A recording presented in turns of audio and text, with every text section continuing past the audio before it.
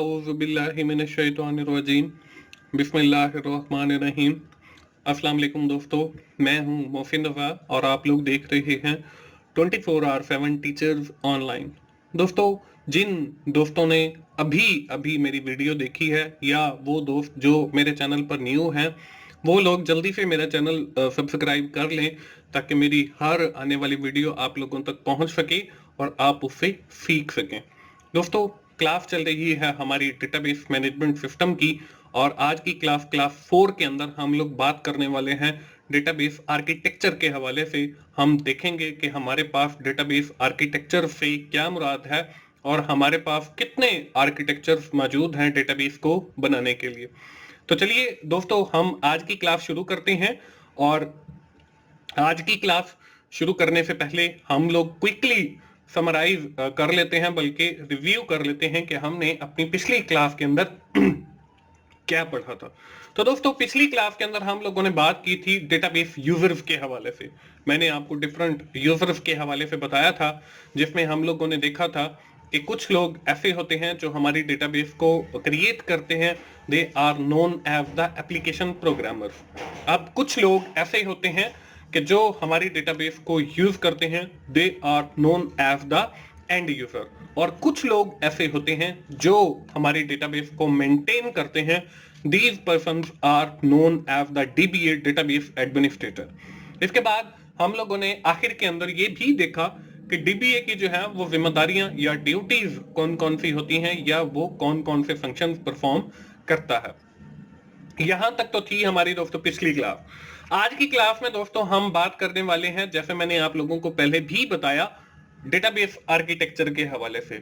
इसके अंदर हम लोग देखेंगे कि एक्सटर्नल लेवल क्या होता है, कंसेप्चुअल लेवल क्या होता है या इंटरनल लेवल क्या होता है और इससे क्या मुराद है और कैसे ये तीनों चीजें मिलके हमारे डेटाबेस का आर्किटेक्चर बनाती हैं। तो चलिए दोस्तों, हम आज की क्लास शुरू करते हैं। First of all, you have seen the definition of the architecture. Architecture is a mechanism of data store on the disc.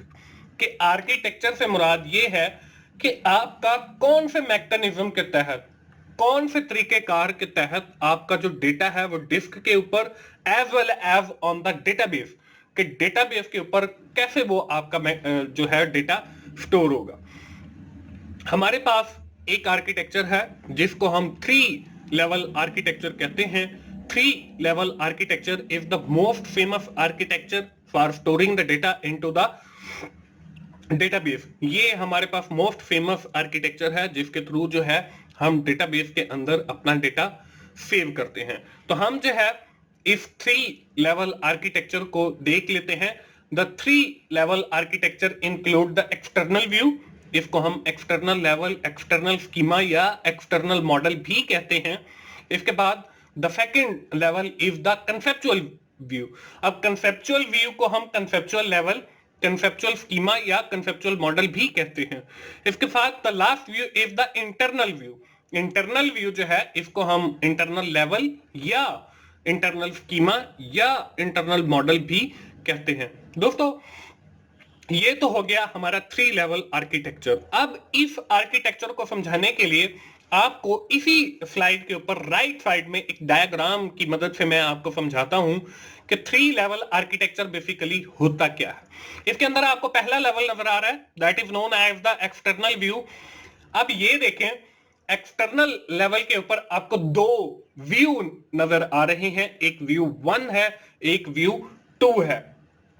अब जो व्यू 1 है वो हमारा यूजर 1 देख रहा है और जो व्यू 2 है वो हमारा यूजर 2 देख रहा है। इसी तरह आपके जितने भी व्यू आप जनरेट करते जाएंगे अकॉर्डिंग टू योर रिक्वायरमेंट और the need of the company, तो आपका वो व्यू जो है एक जनरेट होता जाएगा। तो जो चीज आपको स्क्रीन के ऊपर नजर आएगी एज अ व्यू, वो हमारा एक्सटर्नल लेवल या एक्सटर्नल स्कीमा होगा। इसके बाद हमारा जो दूसरा लेवल है इसको हम कंसेप्चुअल व्यू कहते हैं।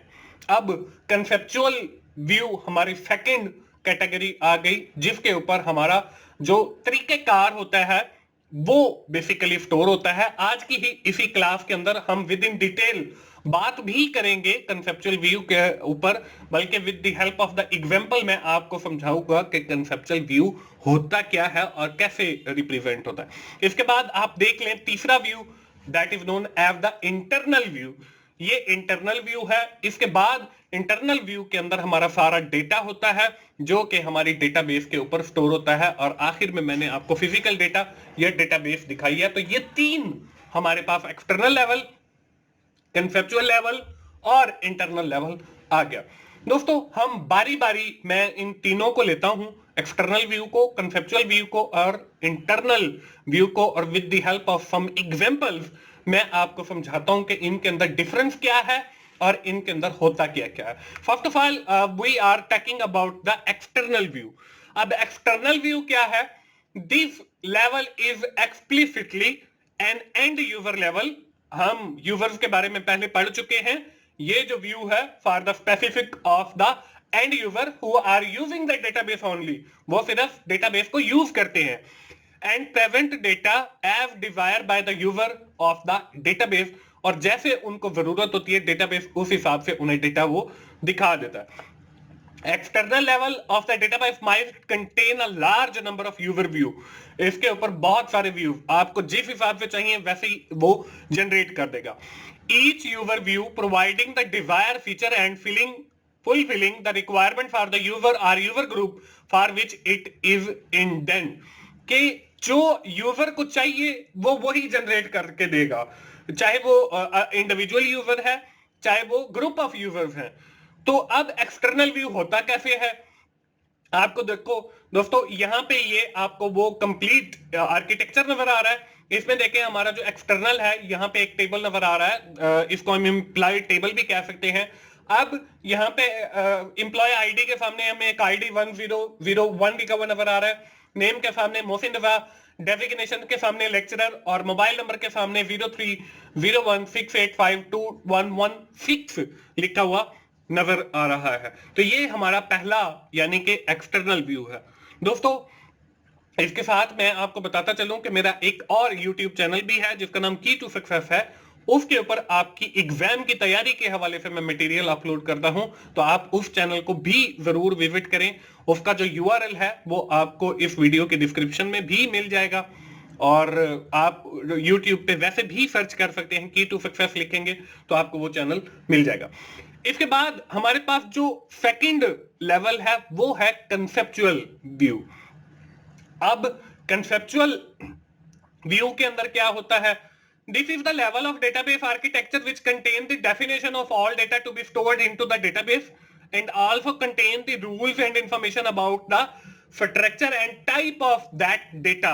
कि ये हमें ये बताता है कि आपका जो डेटा है वो डेटाबेस के अंदर कैसे स्टोर होगा, कहां कहां पे स्टोर होगा, और जो स्टोरिंग का स्ट्रक्चर है वो क्या होगा, डेटा की टाइप क्या होगी, ये सारा हमें कंसेप्चुअल व्यू बताता है। It is also known as the community view of the database. इसको हम community view of the database भी कहते हैं। अब ये जो आपको राइट साइड में डायग्राम नजर आ रही है, ये पहला तो हमारा वही आर्किटेक्चर हो गया। सेकंड हमने जो पहला एक्सटर्नल लेवल पढ़ा वो हो गया। इसके नीचे देखें आपको एक और टेबल नजर आ रहा है जिसमें EID यानी कि एम्प्लॉय आईडी, ई नेम एम्प्लॉय नेम, ई डेजिग्नेशन एम्प्लॉय का डेजिग्नेशन, ई मोबाइल तो एम्प्लॉय का मोबाइल। ये हमारे पास एक स्ट्रक्चर है जिसके अंदर हमारा डेटा जाके स्टोर होगा। तो इसको हम जो है इसकी बल्कि आपकी डेटा टाइप्स भी होती हैं जो हमें कंसेप्चुअल व्यू के अंदर पता चलती हैं कि जो एम्प्लॉय आईडी है वो नंबर की सूरत में सेव होगा, जो एम्प्लॉय नेम है वो आपका कैरेक्टर की सूरत में सेव होगा, जो एम्प्लॉय मोबाइल नंबर है वो भी नंबर। तो ये सारे का सारा जो स्ट्रक्चर है ये हमें कंसेप्चुअल लेवल फराहम करता है, और यहां पे मैंने आपको एक छोटी सी जो है वो एग्जांपल से समझाया। इसके बाद हमारे पास जो लास्ट व्यू होता है इसको हम इंटरनल व्यू कहते हैं। अब internal view include all the actual data that is stored into the database. इससे मुराद हमारा सारा एक्चुअल डेटा है जो हमारी डेटाबेस के अंदर स्टोर होता है। अब इसकी एग्जांपल क्या है वो भी आपको स्क्रीन पर नजर आ रही है। हमने कंसेप्चुअल लेवल के ऊपर जो एक स्ट्रक्चर बनाया था for storing the data into the database, उसी के अंदर हम लोग डेटा स्टोर कर रहे हैं। अब एम्प्लॉय आईडी के सामने 1 है, नेम के सामने मोहसिन है, डेजिग्नेशन के सामने लेक्चरर है, मोबाइल नंबर के सामने 0301 है। इसी तरह अगर हम दूसरी रो के ऊपर जाते हैं तो एम्प्लॉय आईडी के सामने 2 है, एम्प्लॉय नेम के सामने जो है वो अहमद है, एम्प्लॉय डेजिग्नेशन के सामने असिस्टेंट है, एम्प्लॉय मोबाइल नंबर के सामने 0300 है। तो ये 3 हमारे पास जो है वो लेवल होते हैं डेटाबेस आर्किटेक्चर के हवाले से। इसमें पहला जो है वो एक्सटर्नल व्यू है, वो आपको पहले नजर आ रहा है। इसके बाद हमारे पास कंसेप्चुअल व्यू है, इसके बाद हमारे पास इंटरनल व्यू है, और इंटरनल व्यू के अंदर हमारा एक्चुअल जो डेटा है वो डेटाबेस के ऊपर स्टोर हो जाता है, और नीचे जो है वो मैंने आपको डेटाबेस दिखाई है। तो दोस्तों ये थी हमारी आज की क्लास। आज की क्लास के अंदर हमने डेटाबेस आर्किटेक्चर के हवाले से बात की। दोस्तों आज की क्लास खत्म करने से पहले हम लोग क्विकली जो है वो देख लेते हैं कि आज की क्लास के अंदर हमने पढ़ा क्या है। बल्कि आज की क्लास खत्म करने से पहले अब वो टाइम आ गया है कि मैं आप लोगों को साथ के साथ एक्सरसाइजेस भी देना शुरू कर दूं। तो आज की जो एक्सरसाइज है वो आप लोगों के स्क्रीन के ऊपर नजर आ रही है। लेट्स सपोज द यूनिवर्सिटी, आपने कोई भी यूनिवर्सिटी सपोज कर लेनी है, and the consider 2 entities student and faculty. आपने 2 एंटिटीज को जो है वो कंसीडर करना है, and make the 3 level architecture of the fed entities. इसका आपने 3 लेवल आर्किटेक्चर जो है वो खुद बनाना है, जैसे मैंने आपको एक्सरसाइज के अंदर दिखाया है। हिंट आपको नीचे दिया हुआ है, आपके पास एक स्टूडेंट की एंटिटी है जिसके एट्रीब्यूट हैं ID, name, father's name, program, contact number और एड्रेस। इसी तरह आपके पास फैकल्टी के अंदर टीचर्स की है, तो वो आपके पास ID, employ name, qualification, contact number and address है। आपने एक्सटर्नल व्यू भी बनाना है, कंसेप्चुअल व्यू भी बनाना है, और इंटरनल व्यू भी बनाना है। आज की क्लास खत्म करने से पहले हम जो है वो जल्दी से देख लेते हैं कि आज की क्लास के अंदर हमने क्या पढ़ा है। हमने बात किया है डेटाबेस आर्किटेक्चर के हवाले से। इसके साथ हम लोगों ने उसके जो 3 व्यूज हैं या लेवल हैं, external level, conceptual level and internal level के ऊपर विद इन डिटेल मैंने आपको समझाया कि ये क्या होते हैं। दोस्तों उम्मीद है आपको डेटाबेस मैनेजमेंट की ये सीरीज पसंद आ रही होगी और आपको यकीनन सीखने का भी मौका मिल रहा होगा।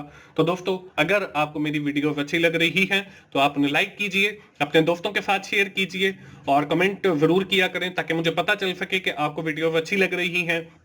अगर कहीं पे किसी चीज की इंप्रूवमेंट की जरूरत है तो वो भी सजेस्ट किया करें, और मेरा चैनल 24/7 टीचर्स ऑनलाइन सब्सक्राइब करें, और साथ ही बेल के आइकन पर भी क्लिक करें ताकि जब भी मेरी कोई नई वीडियो या लेक्चर आए तो सबसे पहले उसकी अलर्ट आप लोगों को मिल सके। दोस्तों मिलते हैं अगली डेटाबेस मैनेजमेंट सिस्टम की क्लास में। उस वक्त तक के लिए अल्लाह हाफिज।